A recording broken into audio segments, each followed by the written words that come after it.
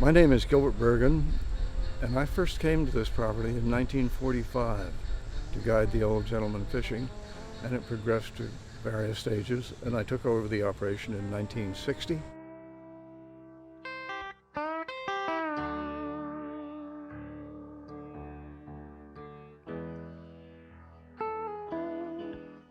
In 1963, the property was sold to the state of New York for $6 million with a 10-year leaseback provision.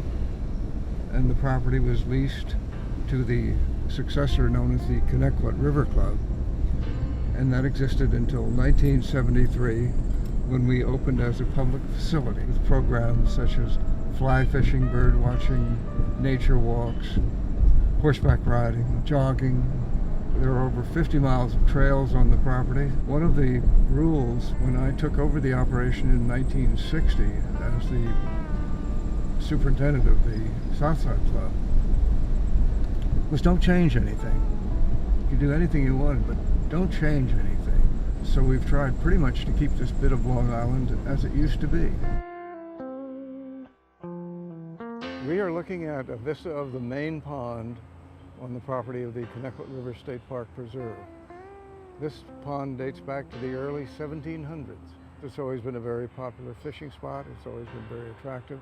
It was an important sanctuary for wild ducks, for waterfowl. It's always been pretty much a focal point on the property.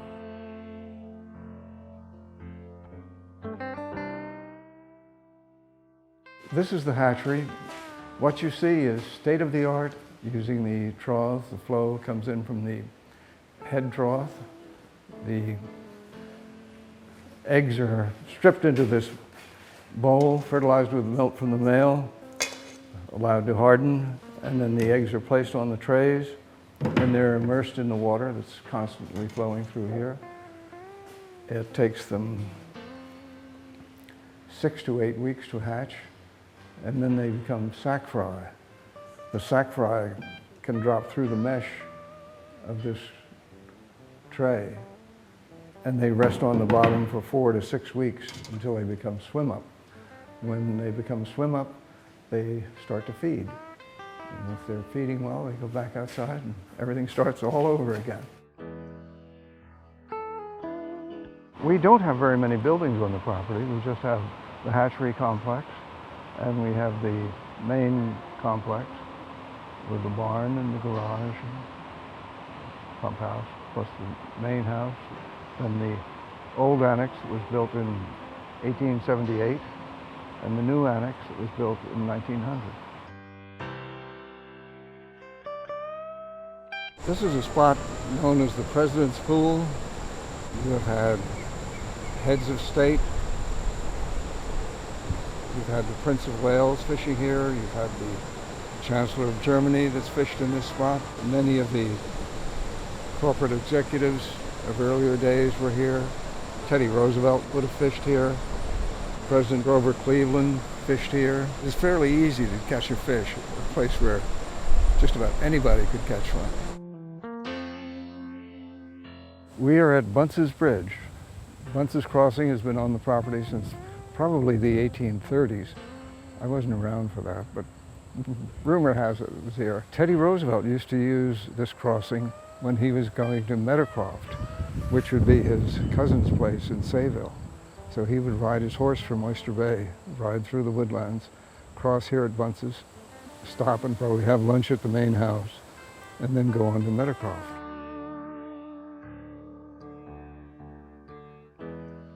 We have documented over 200 species of birds on this property, from hummingbirds to bald eagle. We used to have 10 to 12,000 black ducks. We'd have as many as 5,000 canvasback. We have gadwall, mallards, all of the waterfowl species. This is called Deepwater Pond, and you will usually have lots of waterfowl here starting in October. It is the old riverbed, and when the hatchery was put in this location in 1890, they dug a canal because of the numbers of waterfowl were bringing lots of mud down. And so they put the canal in, and now this is bird sanctuary type of thing. There are certain members of our population that still like to have natural areas, that still enjoy being out of doors.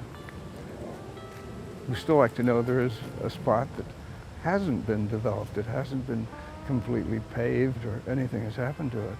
It's just the way it was.